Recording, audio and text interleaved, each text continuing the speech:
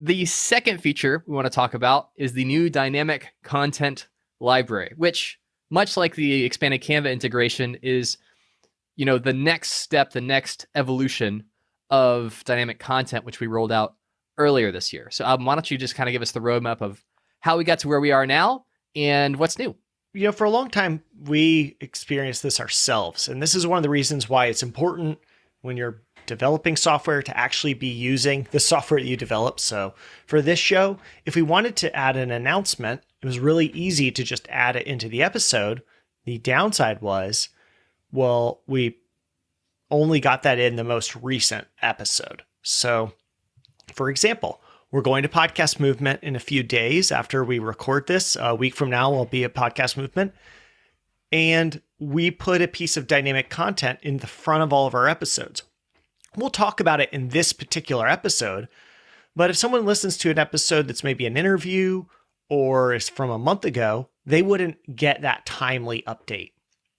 And if you're doing ads, often you want to sell the ads so that if you're selling by CPM, by actually how many people listen, you really want to be able to fill that order quickly. What you don't want to do is say, hey, here, I'll, $200 and you'll be in this episode.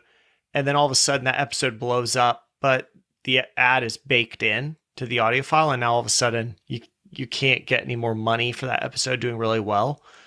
So that's where dynamic content came in. Now you can add pre-roll or post-roll audio files to every one of your episodes. So I think we have something like 69 episodes.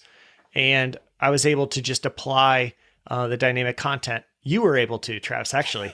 I gave you the audio files. You applied it back to all of our episodes all at once. And it's super easy. It updates pretty quickly. Next iteration on that was dynamic descriptions. Well, if you tell everybody, hey, we're going to Podcast Movement. Hey, we just launched a new feature. Hey, I launched a course. Check out MeUndies and use this promo code.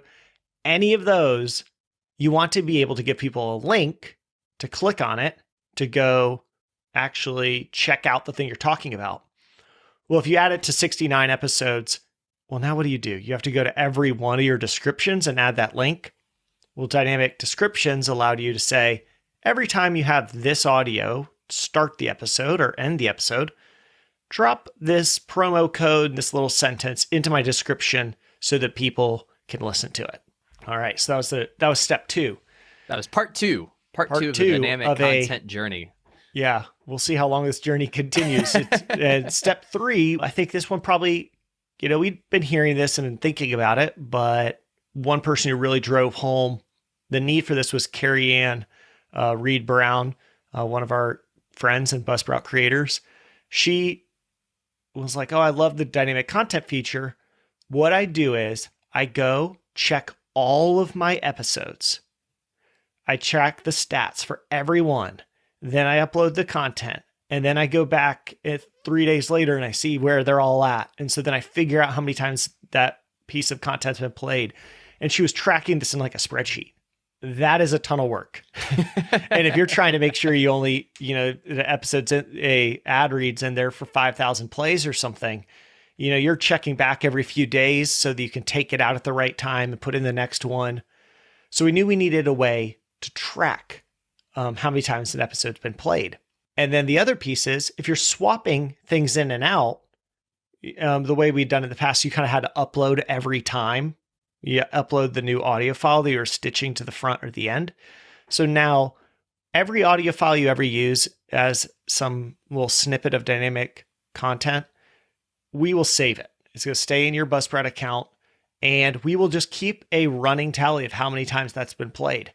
So we actually did this a few days ago. We dropped this 2 pieces of content in the Podcast Movement 2021 promo and talking about this dynamic content library. What are we up to, Travis? How many plays?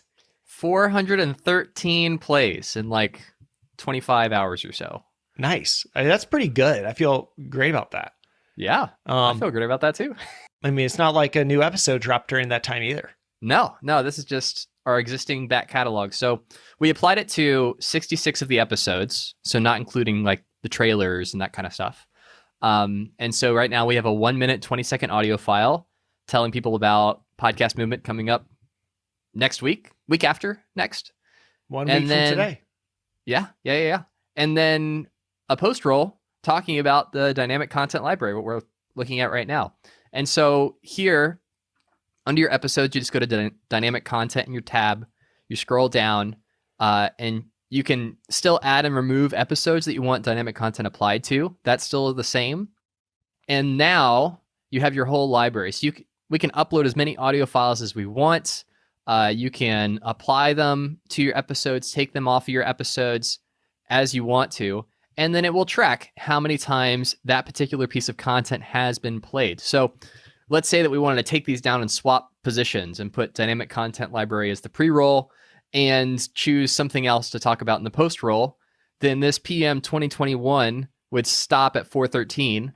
Dynamic content library would keep going. And then whatever the new post-roll is that we put in would start getting downloads. And so you can very easily see that all right here in your dynamic content area to prevent those crazy Excel spreadsheets and manual processes. Just to be precise, I want to jump in. It's not how many times these have been played, it's how many times they've been downloaded, because people can't download your file. People often download your files and may not actually listen to the whole thing. So these have been downloaded 413 times. Hopefully have gotten that many plays, but that's data that you'd really be much better getting from Spotify or Apple Podcasts directly rather than from Buzzsprout, since we aren't able to actually see. Once the audio file's on the phone, we lose all visibility. And that's the way it should be. We shouldn't all be tracking each other nonstop across the world. Well, and if you track your Spotify stats, they're going to make you feel really, really great about yourself, because the numbers that they give you are based on like their own internal streaming stats. And so they're typically much larger than what you see in Buzzsprout as far as like audio files downloaded. Yeah, everybody has slightly different ways of determining a play. So I know a play inside of Spotify is different than a stream and a start. And so they've got their own nomenclature. Apple has theirs. And the real one that you want to track is, how are my downloads doing? Are they going up or are they going down by episode? Inside of Apple Podcasts, one that I think is probably one of the best stats is listeners and engaged listeners.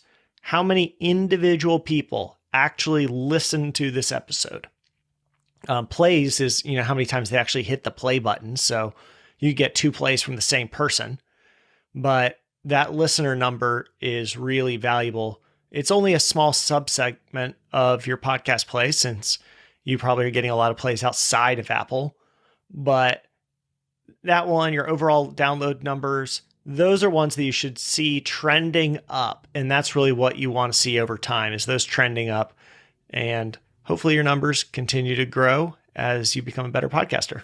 Hey, Travis here. We hope you enjoyed that clip from Buzzcast. If you want to listen to the entire episode, you can listen to the audio version in your favorite podcast app, and we'll leave a link to that in the description below. Or if you want to watch the video version, you can find that on our Buzzcast YouTube channel. So you can just click the subscribe button right up here to go and get new episodes as they come out every other week. Or you can click this image down here to watch the full version of this episode. We hope you enjoyed it, and until next time, keep podcasting.